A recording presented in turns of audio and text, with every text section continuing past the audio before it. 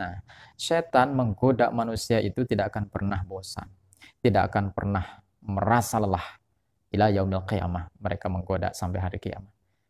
Sampai kapan manusia digoda? Ila balaghatil hulqum, sampai nyawa sudah berada di tenggorokan pun dia masih terus menggoda, terus berusaha, tidak akan pernah bosan, tidak akan pernah menyerah. Bagaimana supaya manusia ini terjerumus dan menjadi kawannya nanti di neraka. Hmm. Dalam kitab Tadkirah, Abu Hamid Al-Ghazali dalam salah satu kitab Fi Kashfi Ulumil Akhirah, ia mengatakan bahwasannya ketika manusia dalam keadaan sakaratul maut, maka yang datang bukan setan lagi, iblis langsung turun tangan. Ia duduk di dekat orang yang sedang sakaratul maut, seraya ia menampakkan dirinya sebagai keluarganya. Dia menampakkan sebagai bapaknya, ibunya, saudara laki-lakinya, saudara perempuannya, pamannya, bahkan kawan dekatnya yang selama ini selalu memberi nasihat ketika di dunia. Ia menjelma sebagai seorang keluarga yang sudah meninggal duluan. Seraya ia berkata dengan makna imajinatif, wahai Fulan, aku ini adalah keluargamu. Aku sudah duluan meninggal, aku sudah mengalami sakratul maut, mut Yahudian. Maka meninggallah engkau dalam keadaan Yahudi. Fahuwa adilul makbul indallah. Agama Yahudi itu adalah agama yang diterima oleh Allah. Seandainya orang yang sedang sakaratul maut, ia mendengarkan dan mengikuti kata-kata iblis tadi, maka ia meninggal dalam keadaan Yahudi. Nauzubillah min dzalik. Tetapi seandainya ia tidak mendengarkan, maka iblis kembali ya mempengaruhi lagi. Ia berkata, wahai Fulan, aku ini adalah keluargamu, aku sayang kepadamu. Famut Nasraniyan, fa innahu ad-dinul masih. Maka engkau meninggallah dalam keadaan Nasrani. Sesungguhnya Nasrani itu adalah agama Al-Masih. Seandainya yang sedang sakaratul maut mendengarkan dan mengikuti kata-kata iblis tadi, terus ia meninggal, maka meninggal dalam keadaan Nasrani. Na'udzubillahi min dzalik. Kemudian, dalam satu riwayat lagi, bahwa ternyata malaikat Jibril pun dekat di situ dan seraya ia berkata, wahai Fulan, tidaklah engkau mengetahui atau kenal denganku, aku ini adalah Jibril. Mereka adalah musuh-musuhmu dari golongan setan.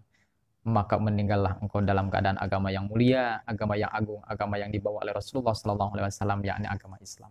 Seandainya yang sedang sakaratul maut itu mendengarkan dan mengikuti kata-kata Jibril alaihissalam, maka ia meninggal dalam keadaan beriman, husnul khatimah.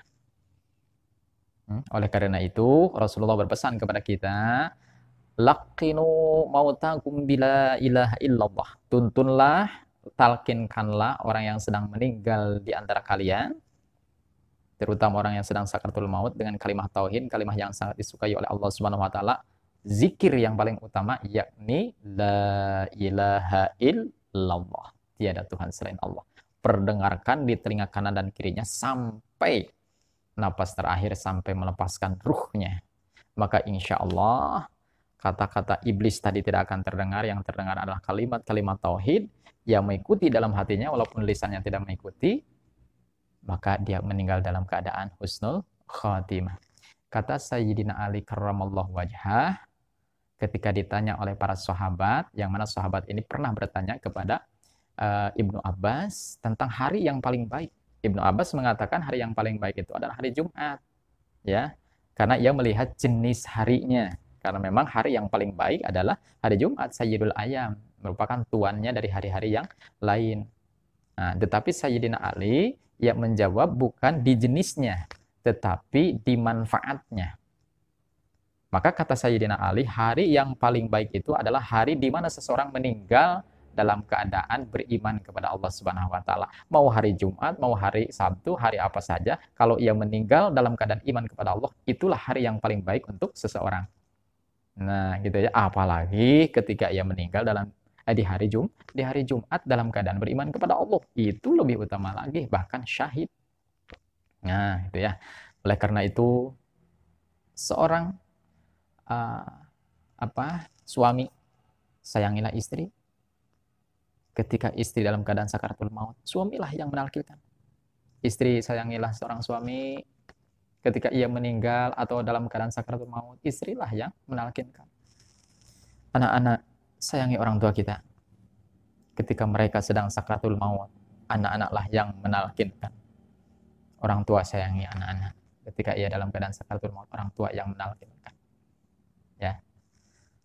Semoga Allah selalu membimbing kita dengan hidayahnya, memberikan kekuatan kepada kita untuk selalu istiqomah dalam kebaikan-kebaikan.